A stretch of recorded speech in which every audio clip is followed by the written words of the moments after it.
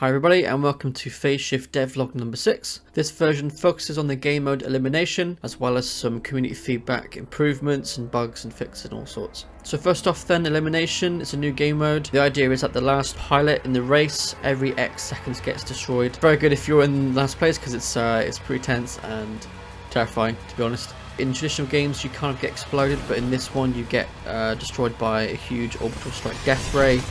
Kind of wanted to make it as exciting as possible and also terrifying as possible. There's also been loads of community suggestions added in this build. A big thanks to Mr. Bai, who found out loads of resolution scaling problems with the UI. Pretty big job. Basically reworked all of the UI that comes into contact during the alpha demo, but it should now scale gracefully down to 720p, which is the Switch handheld resolution. Big thanks to Strada Temp Show for a suggestion on the audible alarms when your health and shields are low. Sometimes you get RKO'd from something behind you and you wouldn't really know. There were things like alerts for when you get hit, but it wasn't very things. If you're racing, you're not really looking at a sort of faded bar at the bottom of the screen. So I've now added some alarms for when your shields and your armor's low. The alarm sounds were created by Tempshow himself, so big thanks to him for that one. Also, another suggestion from Tempshow was to scale the race UI to make it bigger. I was quite conscious of making things too big, so I've actually made things a bit too small. So this scale race UI function actually increases the size of the UI so you can see it on screen for varying resolutions or screen types. Another suggestion then from Savage Duck, which was to add a restart race button. Adding this was a huge positive to the game, especially when debugging things, because I can just refresh the game as opposed to just sort of closing the editor and coming back out of it. I can just click on the menu. So that was a good suggestion. And again from Savage Duck, there was a bug that he found when some of the audio instances were getting carried over to the menus. This were things like the Seeker Missile flight loop sound. This now gets correctly dispatched of when the game ends.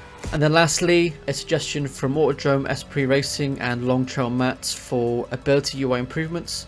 Sometimes it was a bit unclear as to when you could actually use abilities. The UI will kind of show that you could use something when actually you couldn't. These are things like Seeker Missiles when you're in first place, or Seeker Missile when your teammates in front of you, or when using the Orbit Plasma ability. You couldn't actually use the other abilities, but the UI would make it look like you could. So I've changed this. I've also made them coloured. They now match their ability colour identity, which matches the hit marker colour when you make a successful hit on a pilot. There are a few things that I need to still work on, especially from the community suggestion point. So Naziri Peaks was a bit misleading at times. The track layout was a bit unclear on certain sections, so I need to improve things like the ice bridge to make it a bit more clear where to go. Get the impression that a lot of people found themselves in the sea, which is not really ideal. Also things like camera clipping through the terrain sometimes happened, and the numerical width on the timer, because it wasn't a monospaced font, things like changed from 1s to 9s. Each character was quite wide, so it was quite difficult to see what actually the time was, so I need to change that to a monospaced font or separate them into milliseconds and seconds. Some other improvements include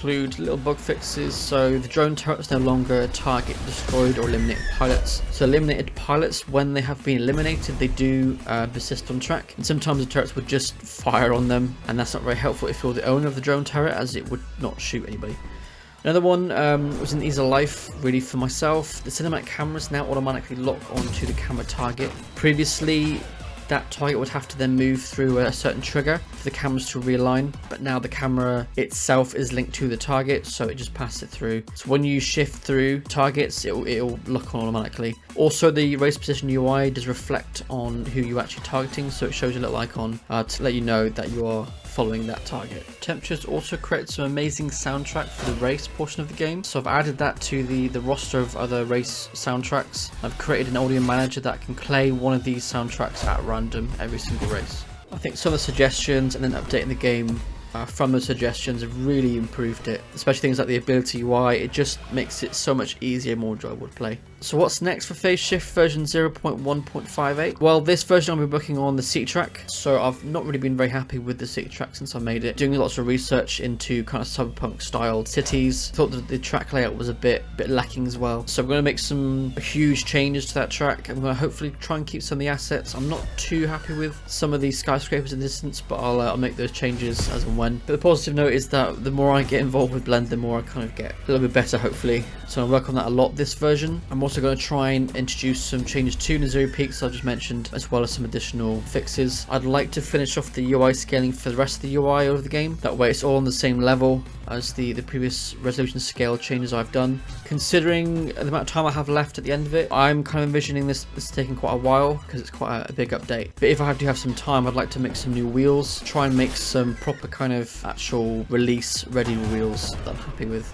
So I just want to say a huge thank you to everybody who tried the alpha demo. All the feedback has been so helpful.